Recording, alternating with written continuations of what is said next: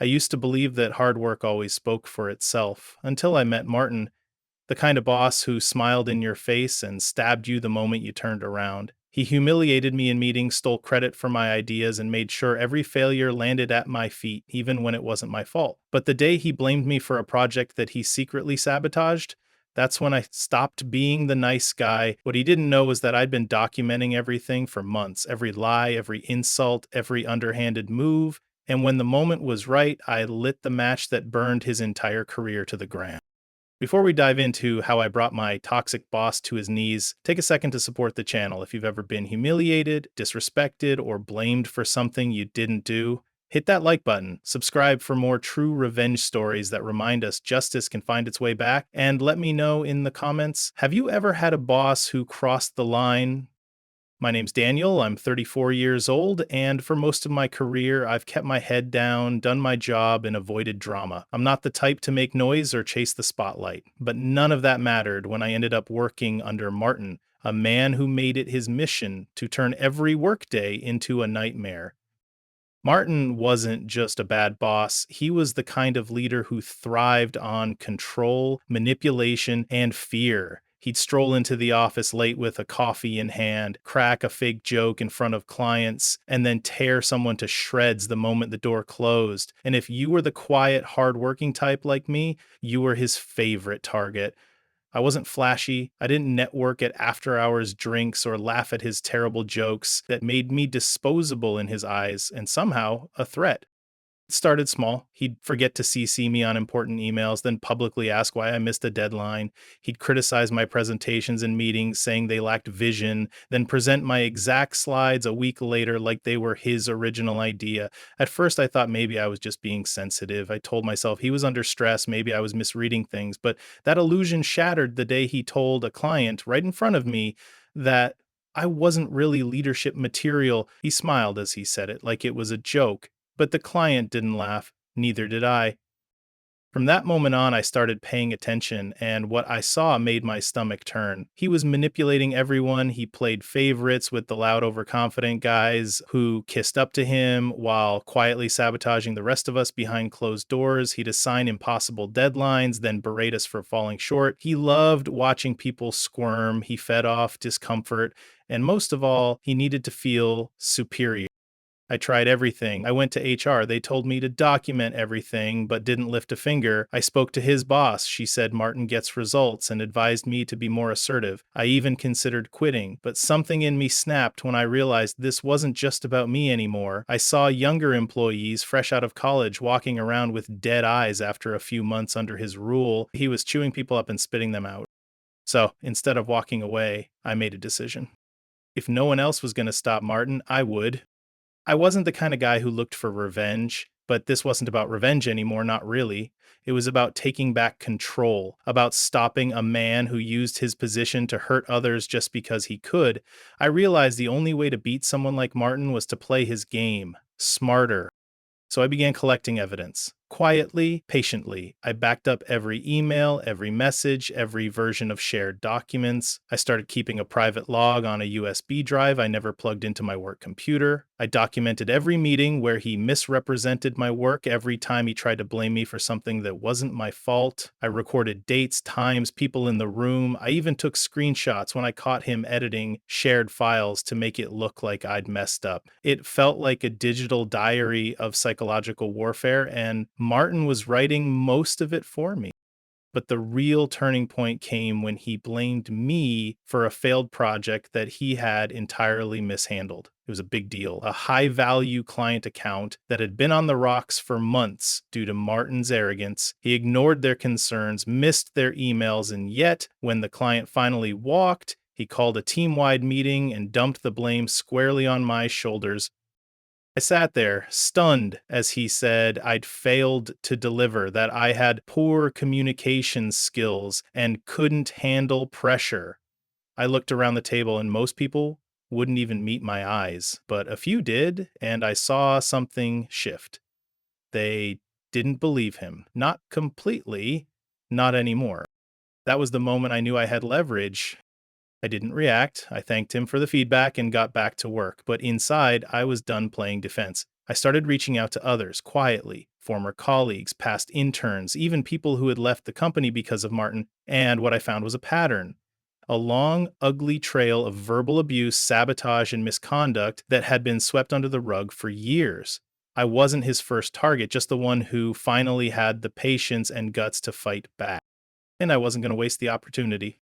The more I gathered, the more careful I became. I installed a keystroke logger on my own machine, just in case he tried to tamper with anything. I saved voice memos when I caught him making snide, inappropriate comments in the break room. I even kept copies of my time logs to prove when I was working and when he wasn't. I was building a case, brick by brick, and soon I'd be ready to bring the whole tower crashing down on top of him. I didn't have to wait long for the opportunity to strike. Martin was arrogant, and arrogance always makes people sloppy. He'd grown so comfortable treating me like a doormat that he didn't even notice I'd stopped reacting. I wasn't pushing back anymore. I was just watching, listening, documenting.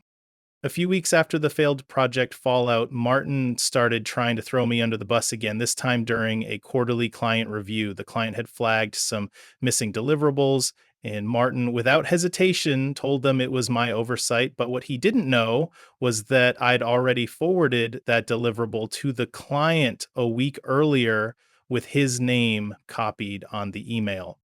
So when the client replied during the call saying, actually, Daniel sent us that file last Thursday, the silence on Martin's end was deafening. He muttered something about checking his folders, but the damage was done. That was the first visible crack in his mask, and I saw the way people on the call looked at me differently, with something that looked a lot like respect. That's when I decided it was time to go beyond just gathering receipts. I was going to build something he couldn't wiggle out of, something undeniable, something so airtight that even his golden reputation wouldn't survive.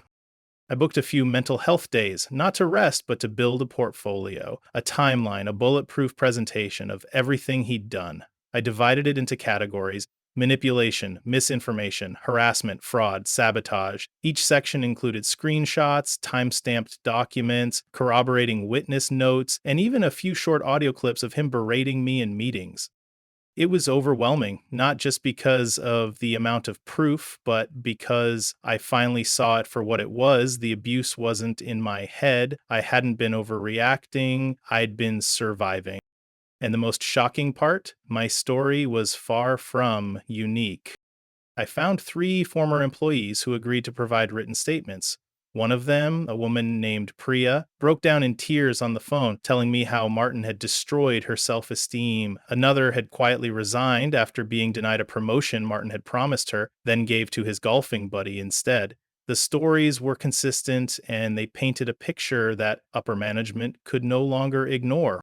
I knew I couldn't walk into HR blindly. Martin had friends in high places, so I did something I never thought I'd have the courage to do. I scheduled a private meeting with the company's compliance officer, not HR, not Martin's buddies, someone whose job was to investigate misconduct and who couldn't be brushed aside with charm or empty promises. When I walked into that room with my USB drive and 3 printed folders, my hands were shaking, but my voice, steady. I'm not here to complain, I told her. I'm here to report a pattern of abuse, and I have the documentation to prove it. Her eyes widened as I started laying out the evidence piece by piece, and I knew then, for the first time in years, Martin wouldn't be able to talk his way out of this. A few days after my meeting with compliance, something shifted in the air. It was subtle at first, an extra pause in people's voices when Martin entered the room, a flicker of uncertainty in his usually arrogant stride. He must have sensed something, even if he didn't know exactly what. And knowing Martin, not being in control was already eating at him. Then came the email. It was a bland, corporate sounding message from the compliance department requesting Martin's presence for a performance review. He scoffed when he read it aloud in the office, cracking a joke about witch hunts and babysitters with clipboards. But behind that smirk, I saw something else: panic. He started calling emergency meetings, none of which were actually productive. He'd huddle us into the conference room and pace in front of the whiteboard, throwing out half baked strategies and barking orders that contradicted each other. His usual swagger was unraveling fast, and people noticed. The same team members who used to hang on to his every word now exchanged skeptical glances behind his back. One morning, I walked into the office to find the glass walled conference room filled with unfamiliar faces: legal, HR, compliance, and Martin, sitting stiffly in a chair, arms crossed, a fake smile plastered across his face. He didn't even look at me when I passed. The investigation had begun. It lasted almost 2 weeks. 2 weeks of quiet tension and whispered side conversations. I was called in for two follow ups where I provided even more documentation. They asked thoughtful questions, listened closely, and most importantly, they believed me, not just because of the evidence, but because the story made sense. It wasn't just one mistake or a bad week. It was a sustained pattern of bullying, manipulation, and blame shifting that had gone unchecked for years. Then, on a Monday morning, everything broke wide open. Martin didn't show up to work. At first, people assumed he was out sick, but by lunch, rumors were flying. Someone said he'd been escorted out. Another said his company laptop had been confiscated. By the end of the day, it was official. Martin was no longer with the company. The announcement came in the form of another sterile email, this time from the VP of Operations, thanking him for his contributions and wishing him well. No fanfare, no farewell party, just gone. And just like that, the man who once loomed over my daily life like a storm cloud had vanished. But the best part? That wasn't even the end of it. In the weeks that followed, I learned that several of the clients Martin had mishandled were contacted directly by the company for personal follow ups. One of them, the same client who defended me in the quarterly review, wrote back praising my professionalism and crediting me for saving the account. That feedback got forwarded to the executive team. 2 days later, I got called into the VP's office. They offered me Martin's role. Same title, same salary, a team of my own, but this time the respect would be real and earned. When I walked into that office, my new office, for the first time as Martin's replacement, I didn't feel triumphant. I felt calm, steady, like the ground beneath me was finally solid. For so long, I'd been surviving in silence, enduring humiliation, quietly stacking receipts, waiting for the right moment. And now that moment had come, but there was no gloating, no smug celebration, just the quiet dignity of knowing I'd won without ever lowering myself to his level. The view from the window was the same, but everything else felt different. People looked me in the eye now. They stopped by to ask real questions, to offer congratulations, to say they were glad someone with integrity was finally in charge. I could feel the atmosphere in the department shifting. Meetings were no longer war zones. Ideas flowed freely. People laughed again. Even the interns looked more relaxed. It's amazing how quickly a toxic leader can poison a workplace and how quickly that space can begin to heal once they're gone. But the real satisfaction came when word got around about where Martin ended up. Turns out the company didn't just fire him, they reported his conduct to the Industry Compliance Board.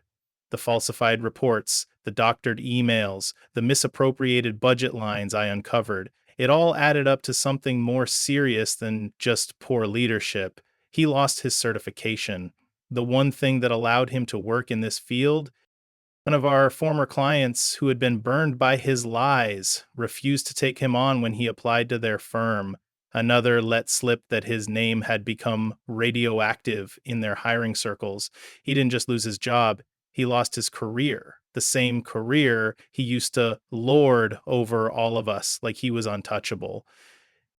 And me, I started thriving. I used my promotion not as a pedestal, but as a platform. I raised salaries where I could. I restructured the team to reduce burnout. I made it clear this wasn't going to be a department run by fear anymore. It would be a place where good work was recognized, where people felt safe to speak up, where mistakes were addressed with solutions, not shame. I even reached out to some of the newer team members privately, the ones Martin used to pick on the most. I let them know the storm was over and that their voices mattered now. One of them, a quiet analyst named Sarah, actually teared up. She said she'd been thinking of quitting before all of this happened. I realized then that revenge wasn't just about taking down the person who hurt you, it was about reclaiming everything they tried to take from you and building something better in its place. Martin humiliated me in front of everyone. He underestimated me, tried to break me. But in the end, he handed me the keys to the very future he didn't think I deserved. And I made sure everyone knew I earned every bit of it. Sometimes the most powerful revenge isn't loud. It isn't explosive. It's quiet. It's rising above while the person who tried to tear you down drowns in the mess they created. I didn't fight dirty. I fought smart. And in the end, I didn't just get justice. I got peace. And that's something no bully, no matter how high their title, can ever take away from me again. If this story made you feel something, anger, satisfaction, or maybe even hope, hit that like button and let me know in the comments if you've ever dealt with a toxic boss or coworker. And if you're new here, don't forget to subscribe for more real life stories where karma hits hard and justice always finds its way. Thanks for watching.